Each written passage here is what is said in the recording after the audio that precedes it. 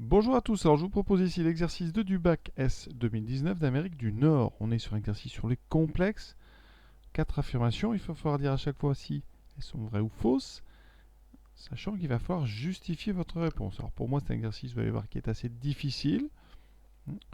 4 questions, il y en a, bon, la quatrième est assez rapide, mais il faut avoir l'idée. Pour les autres, il y a quand même du travail, c'est loin d'être évident. Donc on démarre tout de suite, première affirmation. Alors, je vais vous proposer deux méthodes. La première, c'est de résoudre l'équation. Alors, c'est une équation un peu particulière hein, parce que c'est des z, il y a des i, donc ça peut un petit peu vous perturber. Mais on va faire exactement comme quand on résout une équation avec des x. On regarde ici, vous voyez, l'inconnu qui est z n'apparaît qu'à la puissance 1. Donc, c'est comme une équation du premier degré, mais en z. Donc, on va mettre tous les z à gauche et toutes les constantes à droite. Donc, ici, on transforme, c'est des équivalences. Donc à gauche, z moins i, à droite, on développe iz plus i. Maintenant, on met tous les z à gauche par des soustractions. Z moins iz. Et ce moins i qui est à gauche, j'ajoute i des deux côtés, ça me fera i plus i. Voilà. À gauche, je factorise par z. J'ai donc 1 moins i fois z égale 2i, vous voyez. Le 1 moins i, eh bien, on va l'enlever en divisant. Donc z vaut 2i sur 1 moins i. On a déjà fait un bon bout du chemin. Alors maintenant, il va falloir mettre ce 2i sur 1 moins i sous une forme plus adaptée à la question, donc sous une forme exponentielle.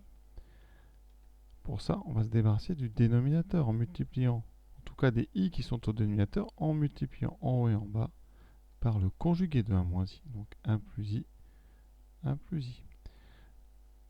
Ça veut dire qu'ici, en haut, on a 2i fois 1 plus i, donc je développe tout de suite, ça fait 2i plus 2i carré. D'accord, on va aller doucement, on est là pour réviser. En dessous, on a une identité remarquable, 1 moins b fois a plus b, donc on a 1 au carré moins i au carré. Et vous voyez, ça me donne quoi ça? Et ça me donne z égale donc. En haut, alors on a 2i carré, donc ça fait moins 2. On a le plus 2i. Et dessous, on a donc 1 au carré, 1, moins i carré. Et comme i carré vaut moins 1, ça fait plus 1. Bilan, z vaut donc moins 2 plus 2i sur 2. On simplifie tout par 2. Et j'obtiens z égale donc moins 1 plus i. Maintenant, il me reste à le mettre sous une forme exponentielle. Alors c'est un complexe qui est connu, mais on va repartir quand même. Donc le module de moins 1 plus i, c'est donc la racine carrée de la partie réelle au carré, donc le moins 1 au carré, plus la partie imaginaire qui a devant i, il n'y a pas le i, ça fait 1 au carré. Ça fait donc racine de 2. Donc moins 1 plus i, je le factorise par racine de 2. Ça me donnera moins 1 sur racine de 2 plus i sur racine de 2. Et ça, vous devez connaître. Maintenant, on cherche un réel dont le cosinus vaut moins 1 sur racine de 2 et dont le sinus vaut 1 sur racine de 2.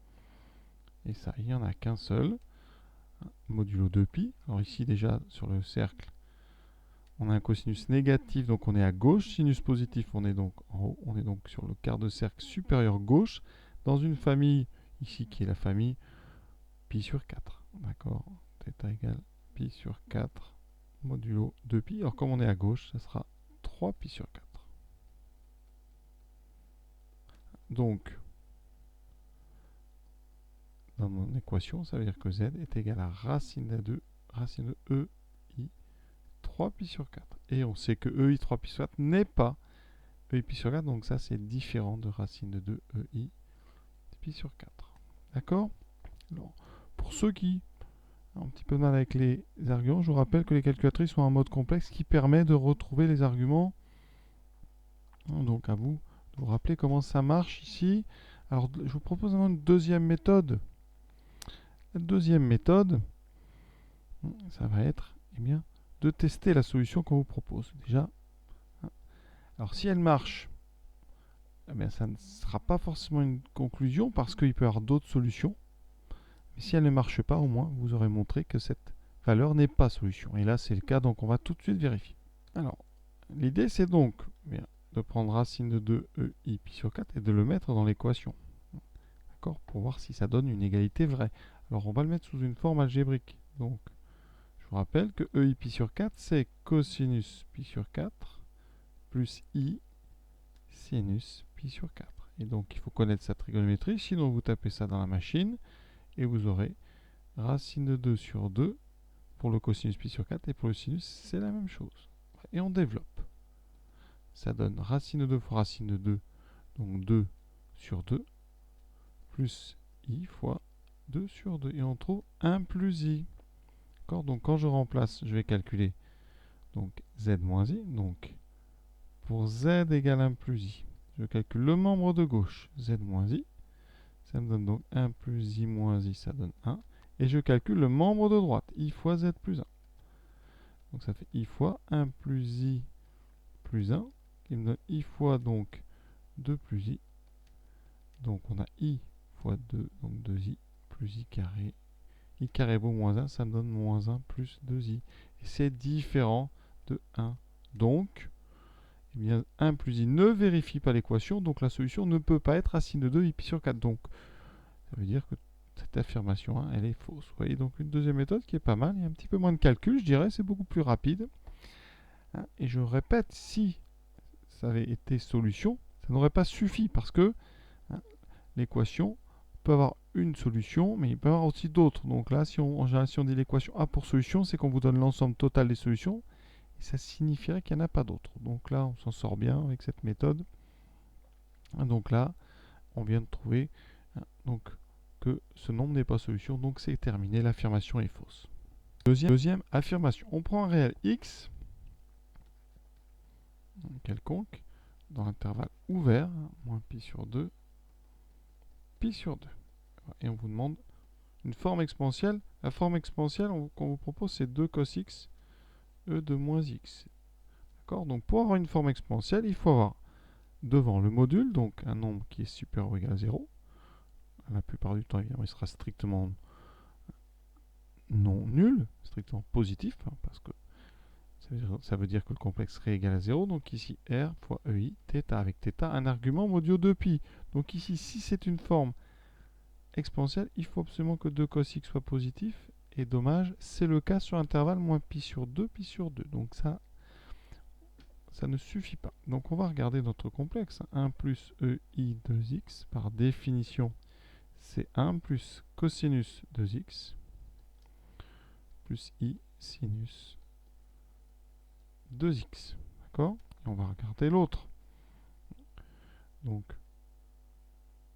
2 cos x e de moins x, c'est 2 cos x multiplié donc par cos moins x plus i sinus moins x.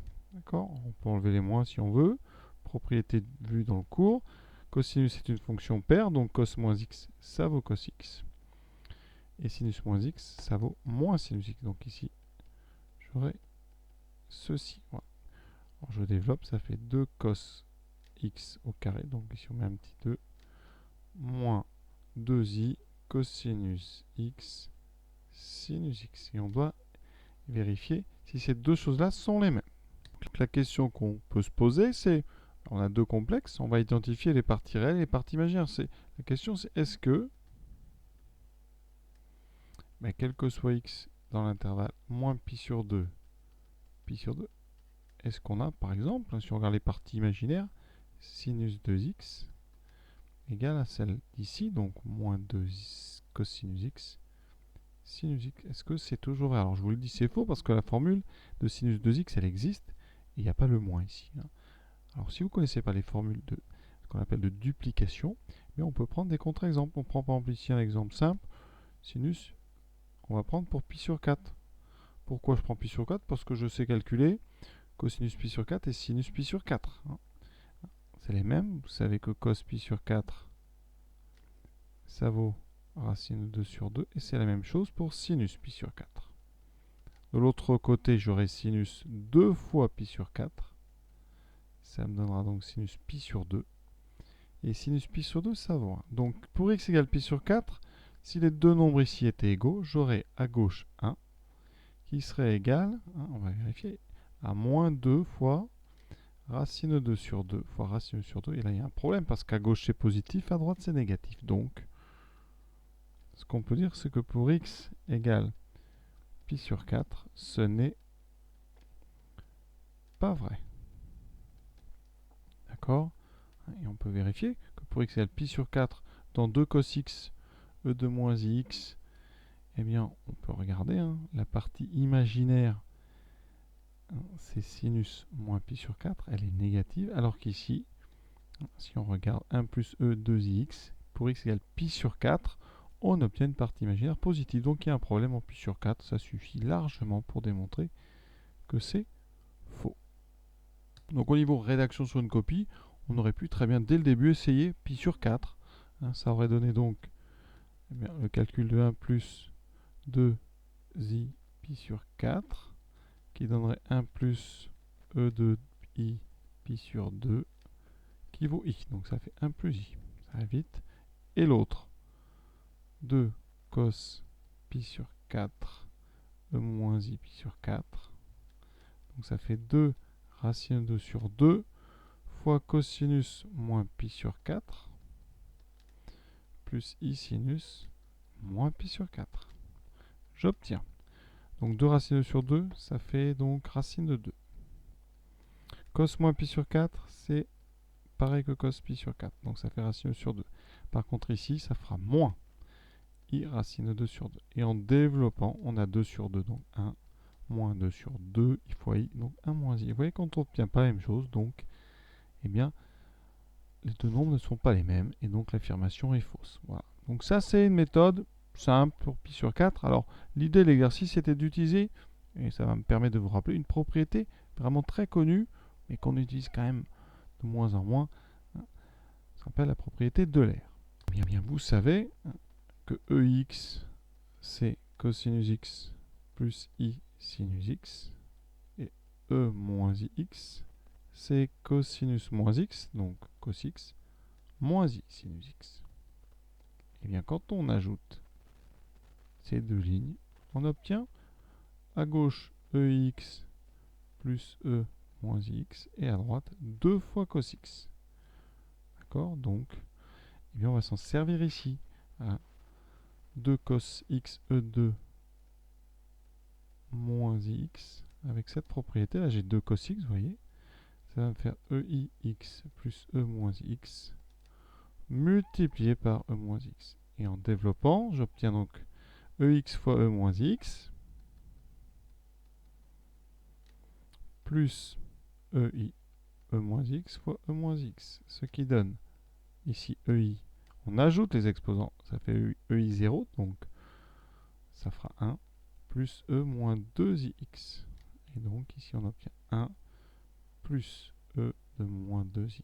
Vous voyez que c'est pas le même, il y a un moins ici qu'on n'a pas dans l'autre forme, donc encore une autre raison pour laquelle cette affirmation 2 est fausse. Alors petite précision, hein, avant de passer à la suivante, 1 plus i2x et 1 plus e moins i2x peuvent être égaux, hein, mais à de rares occasions, pour être égaux, hein, il faut donc que 2x et moins 2x soient égaux modulo 2pi, donc soit, hein, il faut que ça vaille donc une égalité avec plus 2 kpi, d'accord?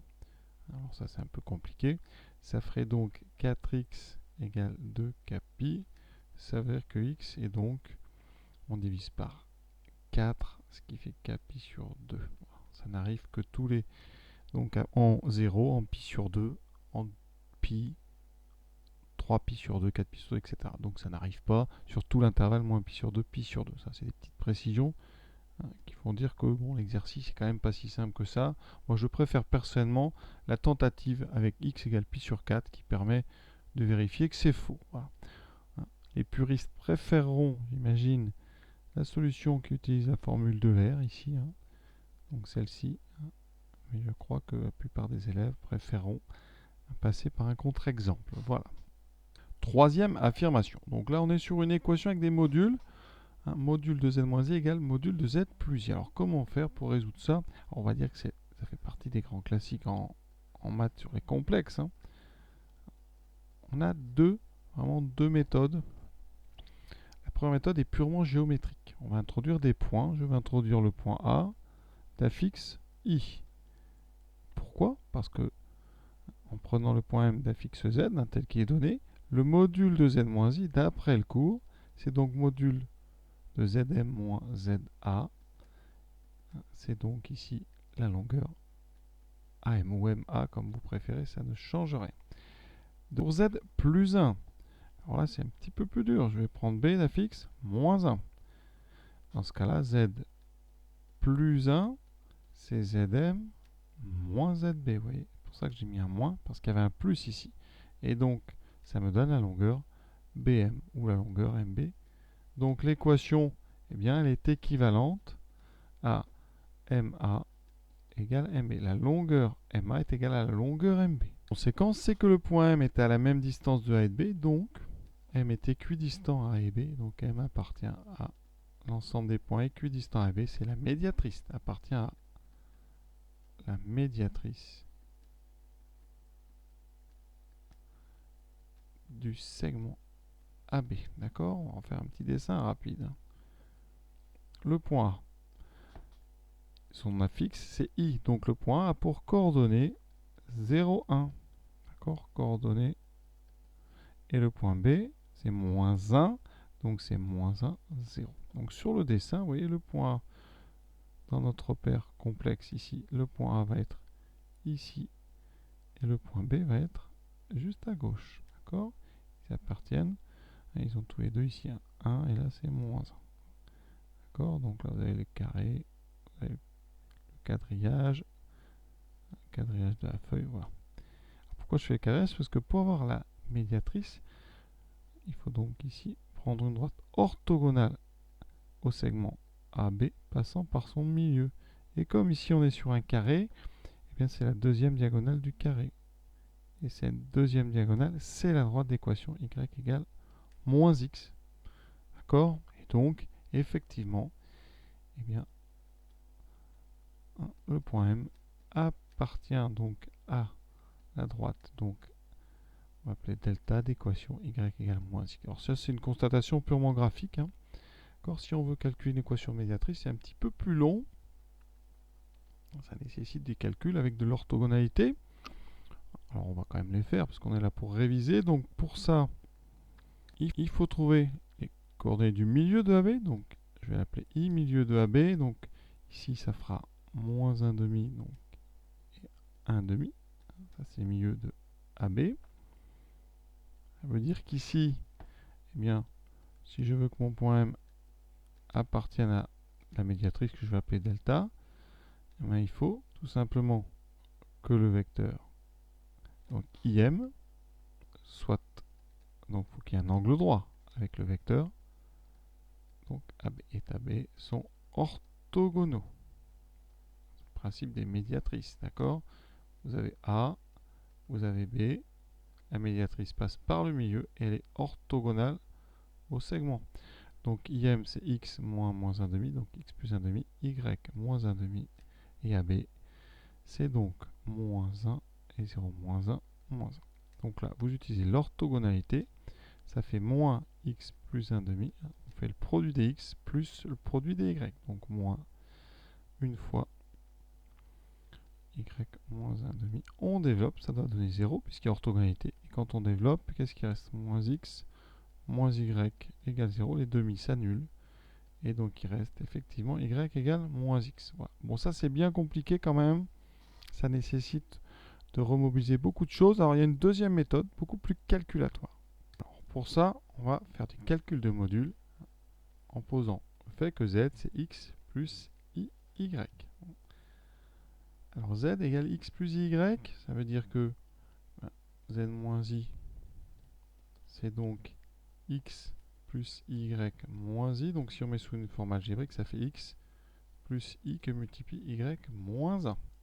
Et donc quand je calcule module de z moins i, c'est racine carrée de x2 plus y moins 1 au carré. D'accord? Partie réelle au carré plus partie imaginaire au carré. Une racine carrée. Ensuite, je vais faire pareil avec z plus i.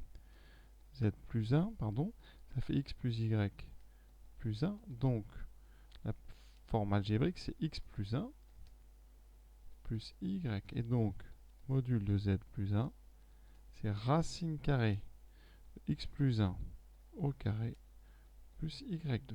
Et on va égaliser ces deux choses-là. Alors, il y a des racines carrées. Donc ici, hein, on a donc deux racines carrées égales. comme dessous évidemment c'est positif, eh bien on va pouvoir égaliser ce qu'il y a sous les racines carrées. Parce que ce sont coordonnées positifs, ça fait x2 plus y moins 1 au carré égale à x plus 1 au carré plus y2. Et ça équivaut à notre égalité de départ. On développe, vous allez voir quasiment tout disparaît. On a x2 plus y moins 1 au carré, je développe, y2 moins 2y plus 1.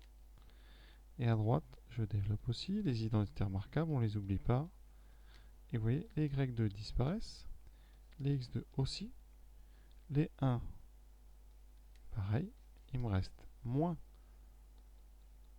2y égale 2x. Et en simplifiant par 2, et en multipliant d'ailleurs par moins 1, ça fera y égale moins x. D'accord? Donc, eh bien, l'ensemble des points qui vérifient l'équation, c'est exactement cette droite d'équation y égale moins x. Donc voilà la méthode, je pense, qu'il fallait peut-être faire, mais il y a nécessité de mettre donc ici sous forme algébrique z moins i et z plus 1 et d'enlever les racines carrées après avoir calculé le module, voilà, et en développant. Alors ça, c'est des méthodes qu'on utilise souvent quand on a affaire à des équations cartésiennes de cercle par exemple. C'est recours au calcul avec les formes algébriques. Et donc l'idée en fait, qu'il fallait avoir au début, c'est de poser z sous une forme algébrique. Après, il y a une troisième méthode qui est un mix des deux. Il faut avoir compris que z moins i, c'est la distance MA, avec A de coordonnées, donc on a dit 0, 1, M de coordonnées x, y, et ensuite avoir compris que z plus 1, c'est MB, avec B de coordonnées, donc moins 1, 0. Avec ça, vous calculez les longueurs MA et MB avec les formules qu'on a vues en seconde en géométrie analytique. Longueur MA, c'est donc racine carrée, donc de x moins 0, donc x carré, plus y moins 1 au carré. Et vous faites pareil avec MB, c'est donc MB, donc on va commencer par M, x moins moins 1, donc x plus 1 au carré, plus y carré. Et ensuite, vous égalisez. Et comme on a affaire à des nombres positifs des longueurs, on peut enlever les racines carrées et vous retrouvez la méthode 2. En fait, c'est un mix, vous voyez, méthode 2, méthode 1. Dernière affirmation, peut-être la plus simple de toutes, à condition d'avoir un petit peu d'idée. On vous propose que l'équation z5 plus z moins i plus 1 admet une solution réelle. Alors, on va supposer que c'est vrai. Donc, supposons que le nombre a appartenant à R soit solution. D'accord? Alors, qu'est-ce qu'on aurait? On aurait, dans ce cas-là, donc a puissance 5 plus a moins i plus 1 qui vaudrait 0. Alors, est-ce que cette somme de 4 termes peut valoir 0? Eh bien, ici, vous voyez, on a un complexe qui vaut 0. Quand un complexe vaut 0, la propriété qu'on a dans le cours, propriété, un complexe a plus ib, il vaut 0, ça équivaut à partie réelle, donc a égale 0, et partie imaginaire b qui vaut 0. Donc ici, on a un complexe qui vaut 0, ça serait équivalent, eh bien sa partie réelle, on va la mettre ici, on va mettre tous les nombres réels à gauche, donc ici, voilà, et on a aussi plus moins 1 fois i égale 0. Voilà. Ça, c'est la partie réelle. Ça, c'est la partie imaginaire. Comme on a un complexe qui vaut 0, ça veut dire que a5 plus a plus 1 vaudrait 0. Et en même temps, la partie imaginaire aussi, moins 1 serait égal à 0. Or, ceci est impossible. D'accord? Et donc, l'hypothèse qu'on a faite au début, elle est fausse. Ça veut dire qu'il n'y a pas, ici, de nombre réel solution de l'équation. Alors la question est terminée. Vous voyez, c'est vraiment une petite astuce. Il faut penser comme ça. Eh bien, à mettre le i d'un côté et les autres, les nombres réels de l'autre. Donc, c'est pas si simple. Donc, globalement, cet exercice, personnellement, je le trouve difficile. Parce que, vraiment, ça utilise des notions sur les complexes qu'on ne pratique pas toujours. La formule de l'air avec le cosinus x égale ex plus e moins x sur 2. Ici, une petite astuce. La question 3 s'appelle les lignes de niveau, donc avec les longueurs. C'est pas si évident que ça, malgré tout. Donc, ça peut être un sujet très perturbant. En tout cas pour cette partie des complexes. Voilà, en espérant avoir été utile, je vous souhaite une bonne fin de journée. À très bientôt.